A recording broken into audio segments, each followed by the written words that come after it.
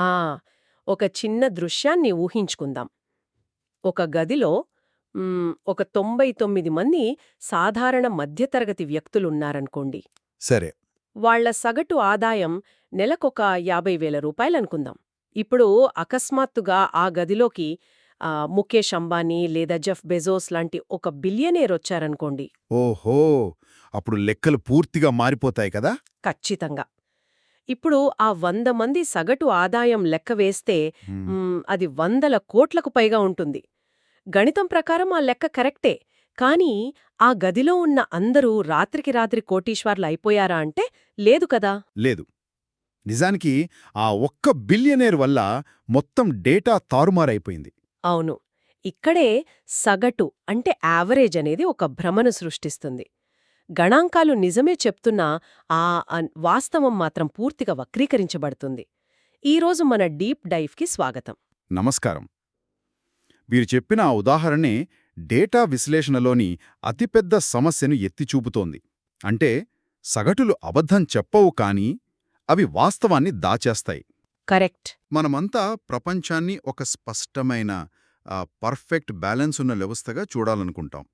కానీ వాస్తవ ప్రపంచంలోని డేటా చాలా గందరగోళంగా, ఒకవైపుకు వంగిపోయి ఊహించని విపత్కర సంఘటనలతో నిండి ఉంటుంది. అందుకే ఈరోజు మనం ఆ సగటుల వెలుక దాగి ఉన్న అసలు కథను వెలికితీయబోతున్నాం. డేటా యొక్క నిజమైన ఆకారాన్ని గణాంక నిపుణులు ఎలా పసిగడతారో విశ్లేషిద్దాం. ఖచ్చితంగా. ఈ స్క్యూనెస్, మళ్ళీ కర్టోసిస్, మూమెంట్స్ ఇవి కేవలం బోర్ కొట్టే మ్యాథ్స్ క్లాస్లోని ఫార్ములాలు కావు. అస్సలు కాదు. ఇవి స్టాక్ మార్కెట్ క్రాష్ల నుండి వాతావరణంలో వచ్చే అకస్మాత్తు మార్పుల వరకు ప్రతిదాన్ని అంచనా వేయడానికి వాడే అత్యంత శక్తివంతమైన సాధనాలు. దీన్ని కాస్త విడమర్చి చూద్దాం. తప్పకుండా. సరే, మొదటగా ఆ పర్ఫెక్ట్ బ్యాలెన్స్ గురించి మాట్లాడుకుందాం. సాధారణ పంపిణీ లేదా నార్మల్ డిస్ట్రిబ్యూషన్ అంటారు కదా. హ్మ్. దీన్ని ఒక పిల్లల పార్కులో ఉండే సీసా ఆటతో పోల్చవచ్చా? ఖచ్చితంగా పోల్చవచ్చు. ఒక పర్ఫెక్ట్ సీసా లాంటిదే నార్మల్ డిస్ట్రిబ్యూషన్ అంటే. మధ్యలో ఖచ్చితమైన బ్యాలెన్స్ పాయింట్ ఉంటుంది. అటూ ఇటూ ఒకే బరువున్న పిల్లలు కూర్చున్నప్పుడు అది ఎలాగైతే భూమికి సమాంతరంగా బ్యాలెన్స్ అవుతుందో ఈ డేటా కూడా అలాగే ఉంటుంది. అంటే గ్రాఫ్ చూస్తే రెండు వైపులా సమానంగా ఉంటుంది. అవును. ఒక గంట ఆకారం అంటే బెల్ కర్వ్ కనిపిస్తుంది. ఆ పర్ఫెక్ట్ బ్యాలెన్స్ పాయింట్ దగ్గరే మీన్, మీడియన్ మరియు మోడ్ ఈ మూడు ఖచ్చితంగా ఒకే చోట ఉంటాయి. వయోజనుల ఎత్తుల్లాంటి సాధారణ విషయాలు ఈ ఆకారంలోనే ఉంటాయి. కాని ఇన్నాక మనం అనుకున్న బిలియనేర్ ఉదాహరణలో ఆ సీసా బ్యాలెన్స్ పూర్తిగా దెబ్బతింటుంది కదా. ఒకవైపు వందల కొద్దీ సాధారణ బరువున్న పిల్లలుంటే మరోవైపు ఏకంగా ఒక ఏనుగొచ్చు కూర్చున్నట్లుగా ఉంటుంది. హాహా, అవును. ఇక్కడే స్క్యూనెస్ వస్తోందనుకుంటా. అంటే డేటా ఏదో ఒక వైపుకు తీవ్రంగా మొగ్గు చూపడాన్ని ఇది కొలుస్తుందా? అవును. ఇక్కడ ఆశ్చర్యకరమైన విషయమేమిటంటే పంపిణీలో ఉన్న అసమానతను కొలిచేదే స్క్యూనెస్. డేటా కేంద్రం నుండి ఎంతలా పక్కకు జరిగిందో ఇది చెబుతుంది. రైట్. ఇందులో మొదటిది పాజిటివ్ స్క్యూ లేదా కుడివైపుకు వంపు. మనం మాట్లాడుకున్న ఆదాయాల పంపిణీ దీనికి పర్ఫెక్ట్ ఉదాహరణ. ఎలాగంటే చాలామందికి సాధారణ ఆదాయం ఉంటుంది కాబట్టి గ్రాఫ్ ఎడంవైపు ఎత్తుగా ఒక శిఖరంలా ఉంటుంది. కానీ ఆ ఏకైక బిలియనేర్ ఆదాయం ఏకం చేస్తుందంటే ఆ గ్రాఫ్ యొక్క తోక భాగాన్ని అంటే టెయిల్ని కుడివైపుకి చాలా దూరం బలంగా లాగేస్తుంది. ఓహో, ఆ అత్యధిక విలువలు సగటును తమ వైపుకు లాగేసుకుంటాయన్నమాట. అందుకే ఇక్కడ మీన్ విలువ మీడియన్ మరియు మోడ్ కంటే ఎక్కువగా ఉంటుంది కదా. సరిగ్గా అదే జరుగుతుంది. ఆ తీవ్రమైన విలువలు సగటును మోసం చేస్తాయి.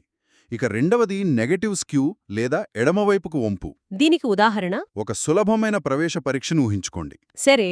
చాలామంది విద్యార్థులు 90 లేదా 95% మార్కులు సాధిస్తారు. కాబట్టి గ్రాఫ్ కుడివైపున ఎత్తుగా ఉంటుంది. కాని కొద్దిమంది మాత్రం కేవలం 10 లేదా 20% మార్కులు మాత్రమే తెచ్చుకుంటారు. అతి తక్కువ మార్కులు మొత్తం తరగతి సగటును ఎడమవైపుకి బలంగా లాగేస్తాయి.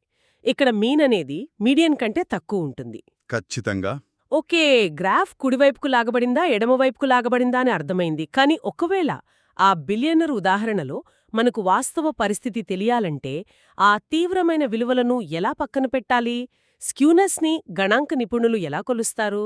ఇక్కడే రెండు విభిన్నమైన పద్ధతులు తెరపైకొస్తాయి. మొదటిది బౌలీ పద్ధతి. ఈ పద్ధతి యొక్క గొప్పతనమేమిటంటే ఇది ఆ బిలియనీర్ను లేదా అతి తక్కువ మార్కులొచ్చిన విద్యార్థులను పూర్తిగా పట్టించుకోదు. వావ్, అసలు పట్టించుకోదా? అవును. ఇది కేవలం క్వార్టైల్స్ పైన ఆధారపడి పనిచేస్తుంది. క్వార్టైల్స్ అంటే ఆ డేటాను 4 సమాన భాగాలుగా విభజించడం కదా? అవును, బౌలీ పద్ధతి డేటాలోని మొదటి 25% మరియు చివరి 25% వదిలేస్తుంది. ఓకే. కేవలం మధ్యలో ఉన్న 50% డేటాను మాత్రమే పరిగణనలోకి తీసుకుంటుంది. అందుకే చివర్లలో ఖచ్చితమైన అవధులు లేనప్పుడు లేదా అత్యంత తీవ్రమైన అవుట్లేయర్స్ ఉన్నప్పుడు ఈ పద్ధతి అద్భుతంగా పనిచేస్తుంది. దీని విలువ ఎంతలోపు ఉంటుంది? దీని స్క్యూనెస్ విలువ ఎల్లప్పుడూ +1 మరియు -1 మధ్యనే ఉంటుంది. అర్థమైంది. తీవ్రమైన విలువలు మనల్ని తప్పుదారి పట్టించకూడదు అనుకుంటే బౌలీ పద్ధతి వాడతాం. కానీ ఒకవేళ ప్రతి ఒక్క డేటా పాయింట్ మనకు ముఖ్యమే అనుకుంటే ఆ బిలియనీర్ని కూడా లెక్కలోకి తీసుకోవాలంటే? అప్పుడు కార్ల్ పెయిర్సన్ పద్ధతి ఉపయోగిస్తాం. ఓకే. ఇదెలా పనిచేస్తుంది? ఇది మొత్తం డేటాను పరిగణనలోకి తీసుకుంటుంది. ఇది సగటు, బాహుళకం మరియు స్టాండర్డ్ డీవియేషన్ల మధ్య ఉన్న గణిత సంబంధాన్ని నేరుగా ఉపయోగిస్తుంది. అంటే తీవ్రమైన విలువల ప్రభావం ఇందులో స్పష్టంగా కనిపిస్తుంది. అవును, దీని పరిమితి సాధారణంగా +3 మరియు -3 మధ్య ఉంటుంది. ఏ పద్ధతి వాడాలనేది మనం డేటా నుండి ఎలాంటి సమాధానం ఆశిస్తున్నాం అనేదానిపై ఆధారపడి ఉంటుంది. చెప్తుంది. ఇక్కడే అసలు విషయం చాలా ఆసక్తికరంగా మారుతుంది. ఎలాగో చెప్పండి. ఒకవేళ ఆ సీసా పర్ఫెక్ట్గా బ్యాలెన్స్ అయి ఉందనుకుందాం. అంటే స్క్యూనెస్ లేదు. కానీ ఆ సీసా మీద ఉన్న పిల్లలు అకస్మాత్తుగా తీవ్రంగా పైకి కిందికి గెంతడం ప్రారంభిస్తే అప్పుడు డేటా కుడి ఎడమలకు పోదు కాని అకస్మాత్తుగా పైకి కిందికి వెడుతుంది కదా. దీన్ని ఎలా కొలుస్తారు? చాలా మంచి ఉదాహరణ. ఇక్కడే మనం కర్టోసిస్ ప్రపంచంలో కడుగు పెడతాం. స్క్యూనెస్ అనేది త్రాసులో బరువులెటు మొగ్గు చూపుతున్నాయో చెబితే, కర్టోసిస్ అనేది ఆ గ్రాఫ్ యొక్క శిఖరం అంటే పీక్ ఎంత పదునుగా ఉందో చెబుతుంది.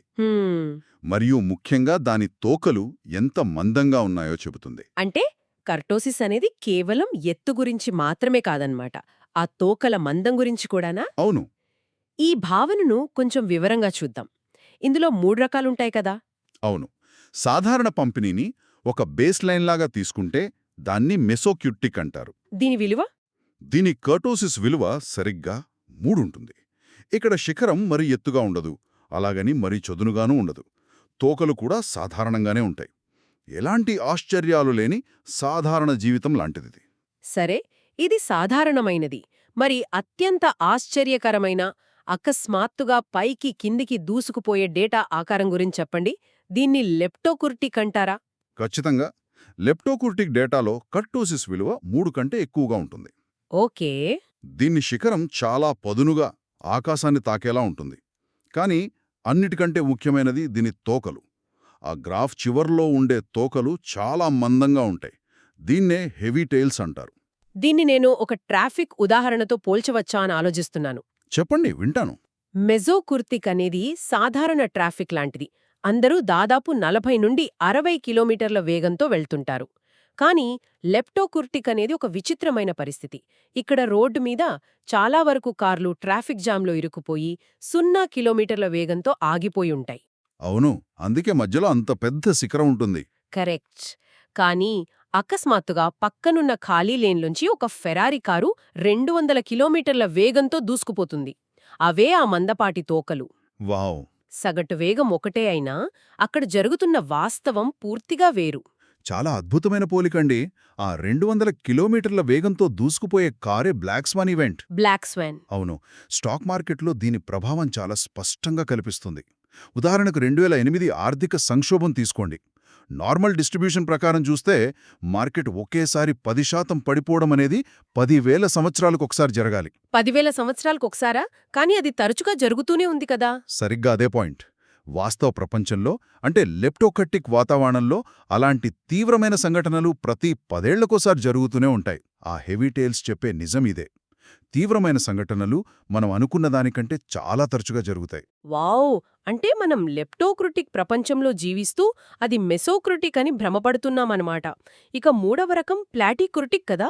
బహుశా ఇది ఎటువంటి మలుపుల్లేని, ఎవరు ఓవర్టేక్ చెయ్యని, చాలా బోర్ కొట్టే నేరుగా ఉండే హైవే లాంటిదేమో. హాహా, సరిగ్గా పట్టుకున్నారు. ప్లాటీక్రిటిక్ అనేది చాలా చదునుగా ఉండే గ్రాఫ్. దీని కర్టోసిస్ విలువ 3 కంటే తక్కువగా ఉంటుంది. దీని టోకలు ఎలా ఉంటాయి? దీని తోకలు చాలా తేలికగా ఉంటాయి. అంటే ఇక్కడ డేటా బాగా విస్తరించి ఉంటుంది, కానీ కేంద్రం దగ్గర పెద్దగా గుమిగూడు ఉండదు. విపరీతమైన మార్పులు దాదాపు శూన్యం. అర్థమైంది. బీటా 2 మరియు గామా 2 అనే కొలమానాలు కూడా ఈ కర్టోసిస్కి సంబంధించినవే కదా? అసలు ఆర్ఏ ఫిషర్ ఈ గామా 2ని ఎందుకు తీసుకొచ్చారు? కేవలం బీటా 2 సరిపోలేదా? ఇదొక ఆసక్తికరమైన గణిత శాస్త్ర ఆలోచన. బీటా 2 విలువ నార్మల్ డిస్ట్రిబ్యూషన్కి 3 అని మనం ఇందాకే చెప్పుకున్నాం. అవును. ఫిషర్ ఏమనుకున్నారంటే అసలు బేస్ లైన్ అయిన నార్మల్ డిస్ట్రిబ్యూషన్కి 3 అనే సంఖ్య ఎందుకుండాలి, దాన్ని 0కి సెట్ చేస్తే లెక్కలు మరింత సులభంగా ఉంటాయి కదా అని ఆలోచించారు. ఓహో, అంటే ఒక ఖాళీ గిన్నె బరువును తూనిక యంత్రంపై 0కి ఎలా సెట్ చేస్తామో అలాగనమాట. ఖచ్చితంగా. ఫిషర్ కూడా అదే చేశారు. ఆయన బీటా 2 నుండి 3ని తీసివేశారు. దాన్నే గామా 2 అన్నారు. అద్భుతం.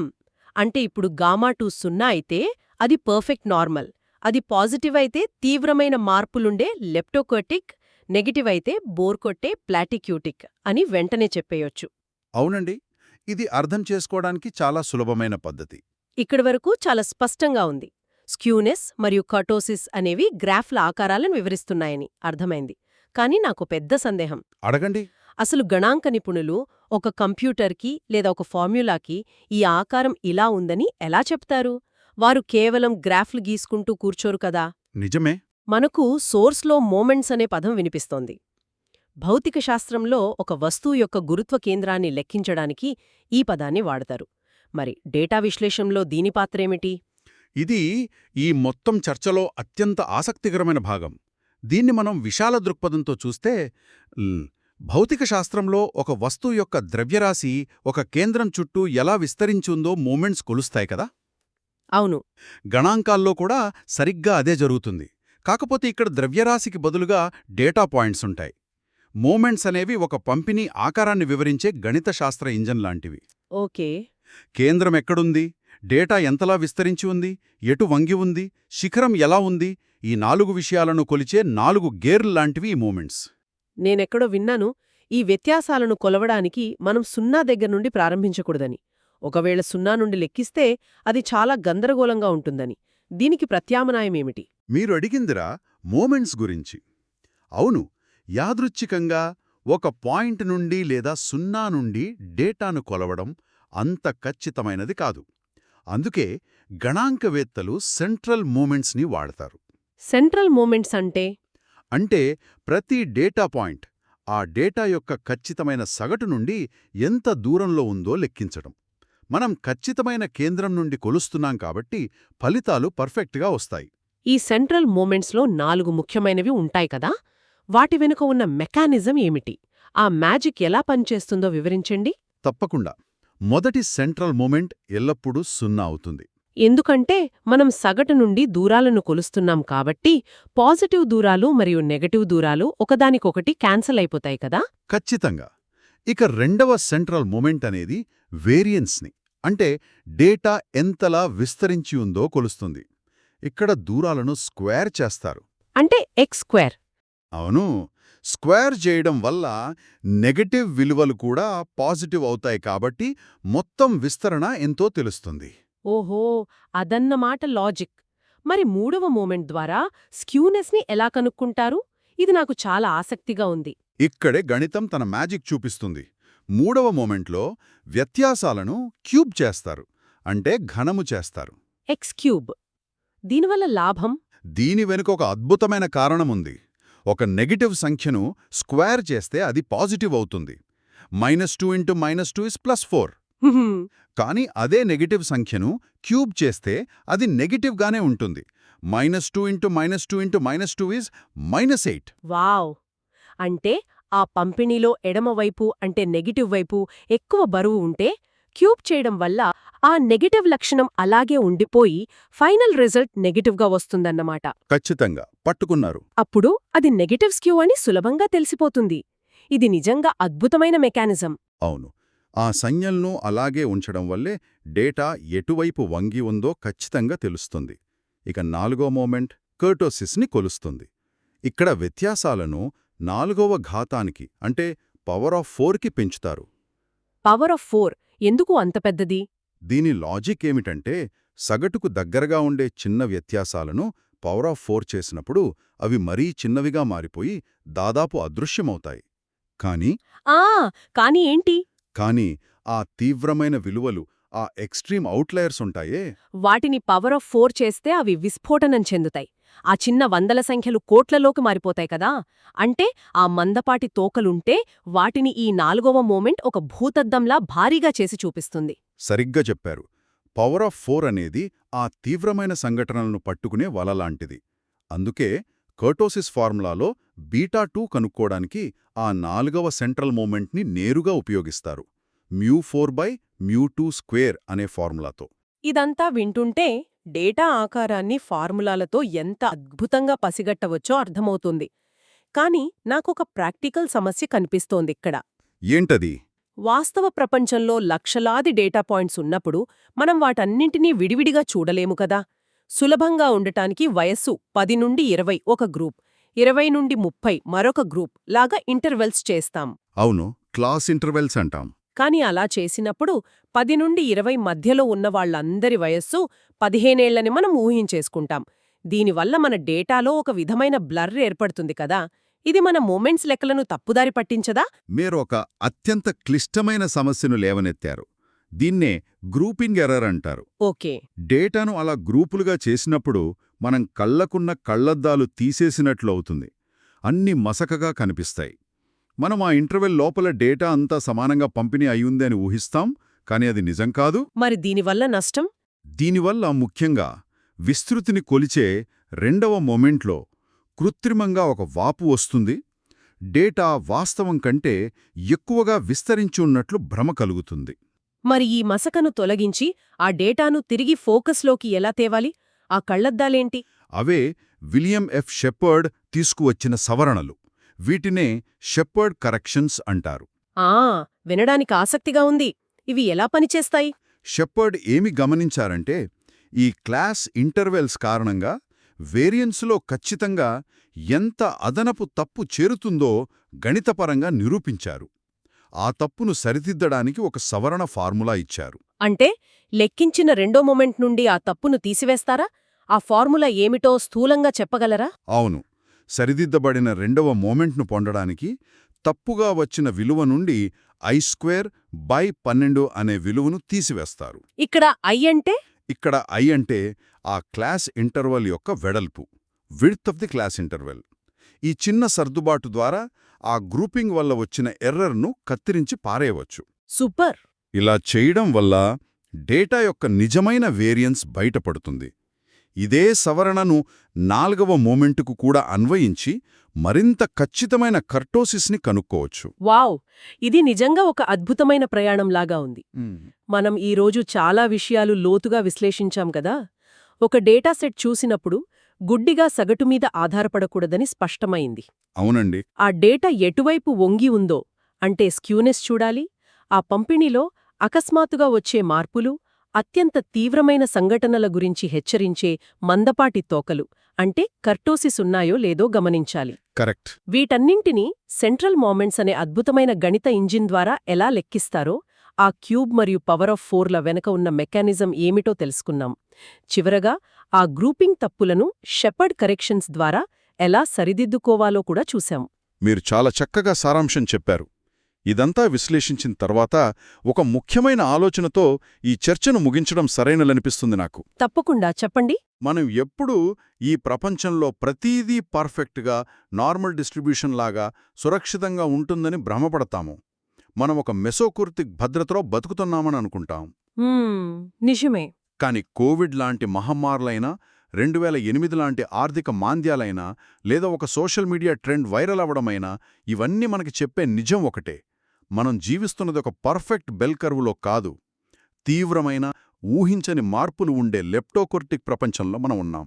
అంటే ఆ తోకల్లో దాగి ఉన్న అతిపెద్ద సంఘటనలను మనం ఎప్పుడూ తక్కువ అంచనా వేస్తున్నామన్నమాట. ఖచ్చితంగా. మనం ఎప్పుడూ మధ్యలో ఉన్న సగటు చుట్టూ మన నిర్ణయాలు తీసుకుంటాం, కాని చరిత్రను మార్చేది, ప్రపంచాన్ని కుదిపేసేది ఎప్పుడూ ఆ సగటు కాదు, ఆ అంచులలో, ఆ తోకలలో దాగి ఉన్న తీవ్రమైన సంఘటనలే. నిజంగా ఆలోచించాల్సిన విషయమిది. కాబట్టి వినేవాళ్లందరికీ ఒకటే మనవి: తదుపరిసారి ఎప్పుడైనా వాతావరణం గురించో, మార్కెట్ గురించో ఒక సగటు వార్త వినిపించినప్పుడు కేవలం ఆ సగటును గుడ్డిగా నమ్మకండి. ఆ డేటా వెనుక ఉన్న నిజమైన ఆకారమేమిటో ఊహించండి. ఆ గ్రాఫ్కి తోకలు ఎంత మందంగా ఉన్నాయో ఒక్కసారి ప్రశ్నించుకోండి కదా. అవును. ఎందుకంటే వాస్తవాలు ఎప్పుడూ అంచుల్లోనే దాగి ఉంటాయి. ఎంత అద్భుతంగా చెప్పారు. ఈ డీప్ డైవ్ ద్వారా మ్యాథ్స్ వెనుకున్న జీవిత సత్యాలను తెలుసుకున్నాం. మళ్ళీ మరొక ఆసక్తికరమైన చర్చతో కలుద్దాం. విన్నందుకు ధన్యవాదాలు.